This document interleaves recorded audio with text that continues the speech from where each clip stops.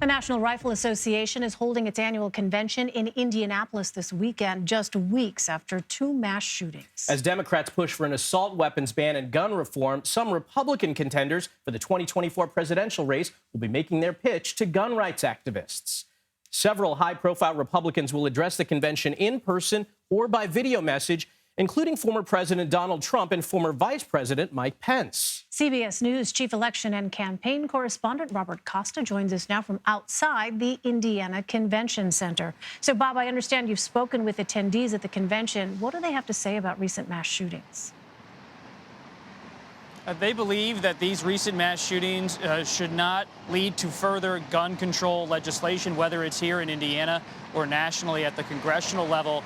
They believe that teachers should be armed. I hear that as a refrain from so many NRA attendees. And they also say that when it comes to gun rights, that this is their #1 priority as they evaluate the 2024 Republican presidential race. They want to hear from these Republican candidates where they stand, and they want them to take a hard line.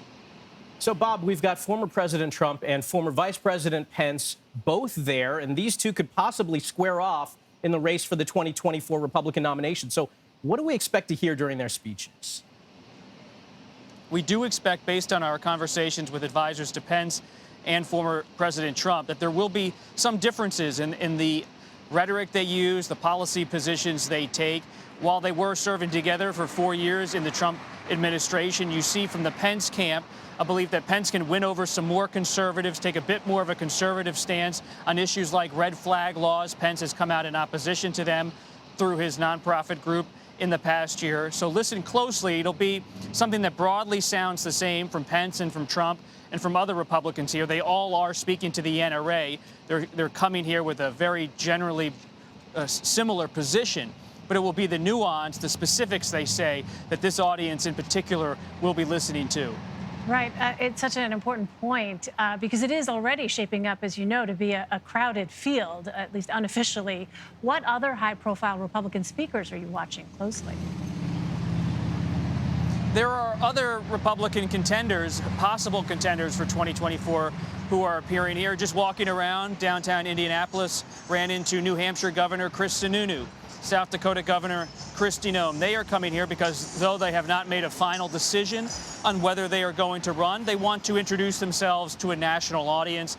And if you are trying to do that and reach conservatives, the NRA, as this bastion of support for gun rights, is the kind of audience ready-made. Thousands of people here, 70,000, the NRA says, will be here, is the kind of place you can start to build that national profile and try to eventually compete with Trump and Pence and others should they choose to run. Bob, I want to ask, if there is a Republican presidential candidate who doesn't appear there, could that potentially hurt them? Is it necessary to participate in this if you're going to win over folks in the Republican Party? Nothing's necessary. There's no requisite in the Republican Party when it comes to policy positions.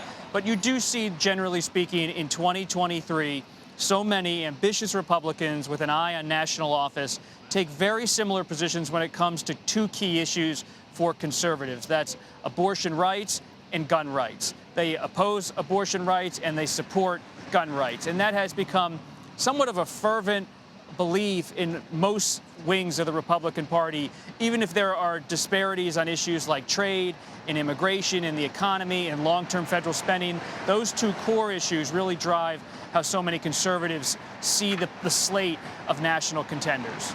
All right, Robert Costa in Indianapolis, thanks for joining us.